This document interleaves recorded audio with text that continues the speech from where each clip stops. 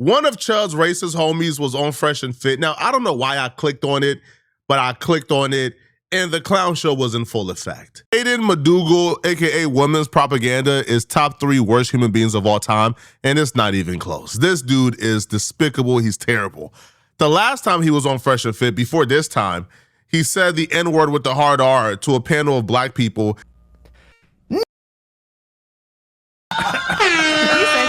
All the time. I'm sick and tired of these. My country up! Alright, I take my pass. And he's a too. You're done. Because you got Harder when a white boy says it, huh? hell yeah. Kanye West, if you ever want me to say it on a song, I'll do it. Let's go. Pure disappointment in all the black people in that panel, especially the black women. The black women sat there, allowed that white man to call them the N-word, and they chuckled and they laughed. Instead of walking off the podcast, they chuckled and they laughed as that white man called them the N-word. But it gets worse. He came back. This time around, he outdid himself this time around. He brought a buddy along. This buddy of his, he antagonized her and pushed her, right, to say the N-word and disparage black people. Oh, and she did it proudly. But it gets worse, okay? Simultaneously, as she's disparaging black people and saying the N-word and being racist, he starts to call for white folks to start lynching black people again. I am racist as I am sexist.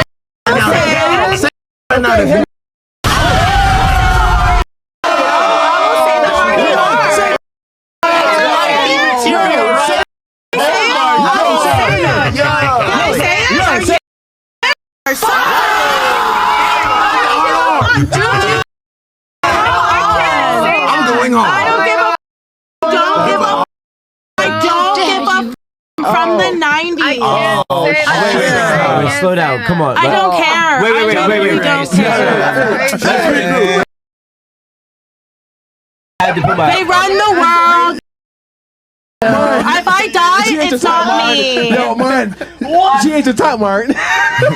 Sorry. Yo, man. I'm about to change my opinion about her a little bit. Sorry. You know what? Everybody, let me say something. Everybody's too scared to speak what the f you want. You're telling me you're in a car with your girlfriend and there's an Asian driver beside driving like you're not saying something racist. Don't be fake. Don't be fake. Everybody wants to speak their mind, but y'all are too scared, and I don't give a anymore. We're in a society, a time and place. I'm gonna speak whatever the I want. Either you like me or you don't. That's the way it comes, and everybody knows on my platform I'm racist and sexist, and that's the way it goes. Your issue is that you're isolation, and I guess the guys aren't racist enough. Yeah. Okay. This is a 40-year-old woman who thinks being an edgelord is cool. Man, put the fries in the bag, bro. Like, put the fries in the bag. Go get a call center job, bro.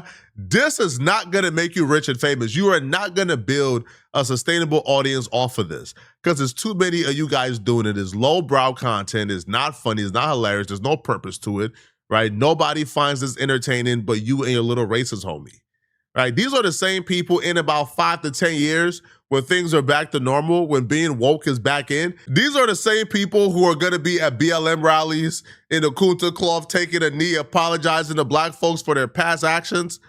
You know, it's like whenever you bring up somebody old tweets, what the first thing they say, man, it was just the era, bro. You don't understand the era, bro. It was the era. It's hard to. They're going to be, it's the old tweets phenomenon. Oh, man, it's the era, bro. You don't understand. This is the jokes that we were all making, bro. Nah, we weren't all making these jokes. Y'all are making these jokes. Like whenever you pull up somebody racist or pedophilic tweets, what they always say, hey, man, it's, bro, listen, bro, 08, it was just the era, bro. We were edgy on in a 08, bro. Nah, son. If you was a racist pedo, then you are a racist pedo now. There was not an era where being a racist pedo was cool. Now, this other dude, woman propaganda, the reason why I don't take him seriously, we literally watch woman propaganda get open hand slapped. I'm talking about, bow! And he sat there and took it. Ain't do a goddamn thing. He actually ran to his daddy, Nick Fuentes, for safety. That was one of the wildest clips on the internet. He ran to Nick Fuentes for safety after getting, bah! So he's a coward. We don't take, bro, you can say the N-word in a room full of women but you got slapped in person and did nothing. Now, I'm disappointed in Rico because Rico is a podcaster who I didn't know was on this type timing. Like, Rico, you sat there and allowed them folks to say the N-word to us, bro. I'm disappointed in you, bro. Like, I'm disappointed. Like, I expected for everybody else to react how they reacted, but I didn't expect Rico to sit there and allow that white girl to say the N-word and you sat on that podcast and ain't walk off. That's crazy, bro. Now, women propaganda, he brought up Carmelo Anthony. Now, during this conversation, and this is the same thing we talked about, I feel like a couple videos ago, where I told you guys, don't concede an inch, because these people don't care about Austin Metcalf. These are the nastiest human beings on earth. You think they give a damn about Austin Metcalf? They don't. They just don't. These are spawns of Satan. These people only care about their own agenda. And they're using this Carmelo Anthony situation because it's convenient. They're using it to marginalize black people. They're using it to justify stripping us of our rights. Now they're using it to justify violence against black people. This conversation right here shows you exactly what I was talking about. This dude goes to say that because of the Carmelo Anthony situation, he now believes that white folks should go back to lynching black folks. Before we even get into it, I just want to say, how do you think that will go? We ain't our ancestors, bruh. It's not gonna go how you think it's gonna go. I guarantee that. We have a system that goes easy on black crime. Hell no. Super, yeah. Are you a Carmelo Anthony supporter over here? I for sure am. You're really? Well, you got. Well, we should talk about that tonight. You guys have to realize systematically these black people have been oppressed, and that's why they maybe act like that or have characters like that. Can I ask you a question? Ask me a question. I have a question. And how many white kids shot up schools and murdered multiple children? Let's talk about that. Right. And I'm white and black, so I have a very. If you look at the statistics, black people are the most violent people in the country by far. And then white on black violence is very minimal. Black on white violence is crazy. It's like, it depends on what you look at. But I mean, there's studies that show black on white violence is like 1,000 times more common than white on black. That's the aftermath and results. Can we backtrack and see maybe why those people act like that? You know, you're justifying the violence. I'm not justifying it, but if you really want to have a solution and problem solve, I think you need to realize all the steps that got you to your solution. That you're, not just the aftermath, but why is this so? That's breaking down a problem. Period. I mean, I don't know. The system's easy on black crime.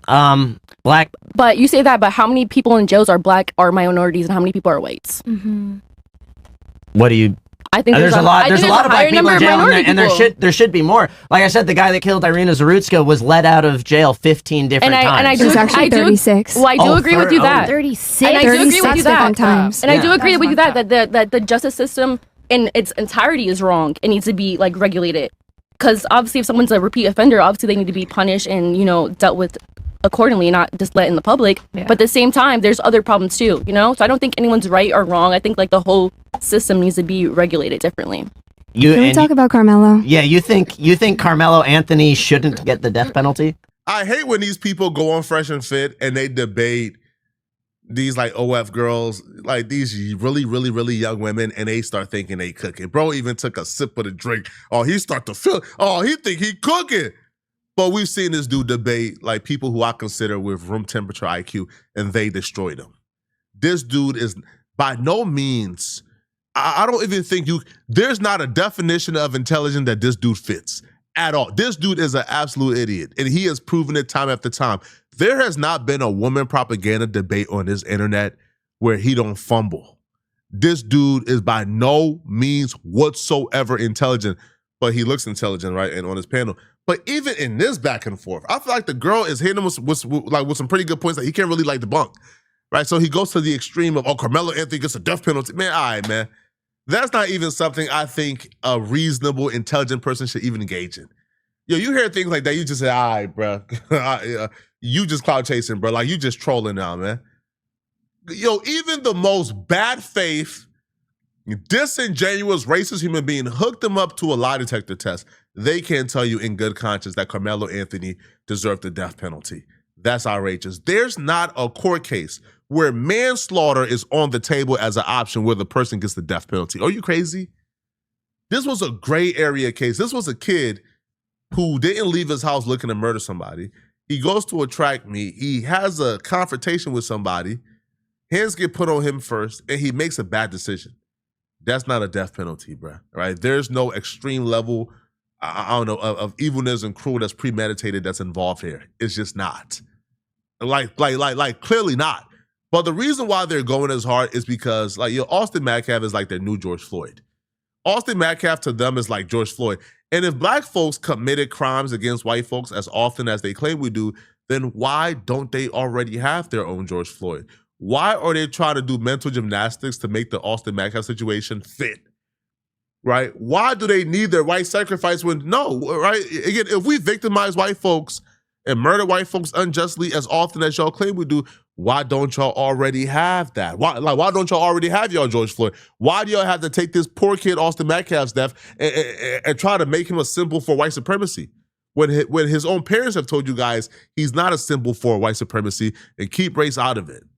Hell no, he's a child, and he's a little baby boy. You gotta think. He's a child. So okay, it's very sad that a life was lost. That's very sad and that's very disappointing. But I don't think, like, what pleasure is anyone gonna get by ending another life? You know? May I To make set a an metaphor? example. It needs to be shown. If you murder a white kid for no reason, you know, For he no should reason? be publicly. The Carmelo Anthony, unironically, has shown us why lynchings used to be a thing. I grew up being told lynchings were the most evil thing ever. White people evil because of lynchings, and now we have black people that are emboldened. They know the justice system is easy on black crime. Like, literally, we have black people that straight up are upset that Carmelo Anthony is not getting off scot-free. He got off easy. 35 years for murdering a kid for no reason. He got off easy, and that's still not enough for black people. They want him to get off scot-free. What about the Chinese guy, Asian guy? I don't know what Asian descent he has. What about the Asian guy that just got charged off for killing the kid who stole a water bottle or something? The person murdered the person asking you to leave. Like, you can't walk into the locker room. They asked him to leave 15 times. You can't walk into the He gets shoved and he escalates it to murder. But so I heard that he was invited there by someone else. No, he was asked multiple times, 15 times on record to leave. And so there's no account of anyone inviting him to that tent. So he just walked up to the tent. And even though I had rivals raining in high school, I knew that it was like, where it's high school rivalry. It only goes a certain accord. It doesn't go to, I want to kill you because you're my high school team's rival. Exactly. And so I do think you are right. There are systematic injustices, and I will always say that. But specifically in the case of Anthony Carmelo, he should have left the other team's locker room. He should have not murdered after he was asked to leave. Wait, it's Carmelo Anthony, right? Yeah. I'm backwards on that, but y'all got the point. Y'all got the metaphor. Well, the systematic injustices are against white people. This country is racist towards white people. That's been the case for a long time. You see what I mean? Bro, these people don't care about Austin Metcalf, bro. They don't care about that family. They just don't. These people are evil. They're using Austin Metcalf to spew rhetoric like white folks have been oppressed in this country. What type of oppression has white folks gone through in this country? Y'all tell me. Maybe I'm uneducated, bro. Where is the oppression? How can you oppress yourself? I'm confused.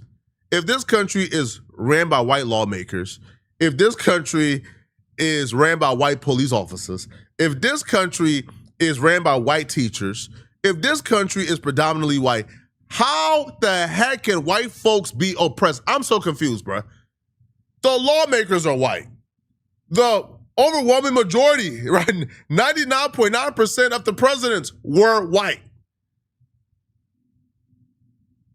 90+% of the judges are white. What about this country and its demographic will tell you that white folks are oppressed? What laws are oppressing white folks? What laws have ever oppressed white folks? What laws? And it's damn sure not DEI, because the number one beneficiary of DEI was white women. Man, all right, man. Yo, y'all let me know in the comment section, what do you guys think of this, man? Again, this dude is not smart at all. He has gotten embarrassed on numerous occasions, right? Like I guess is sitting in front of like really, really, really young women who are not really that established in their career, nor do they even care about politics. That chick tried her best, man, but this dude is just a despicable human being. I don't even know why this dude is even being given a platform. He don't really got that much motion. You feel me? Y'all let me know in the comment section, what do you guys think of this? If you're still watching this video and you want to watch another good video, then click on this video right here somewhere on my screen, somewhere here or here or here or here, to find out why the Breakfast Club really thought they could get away with this. They didn't. All right, they got exposed. I'm gonna see you guys in this Breakfast Club video. Send me a hype below if you really want to show support. Out of here, folks. Peace.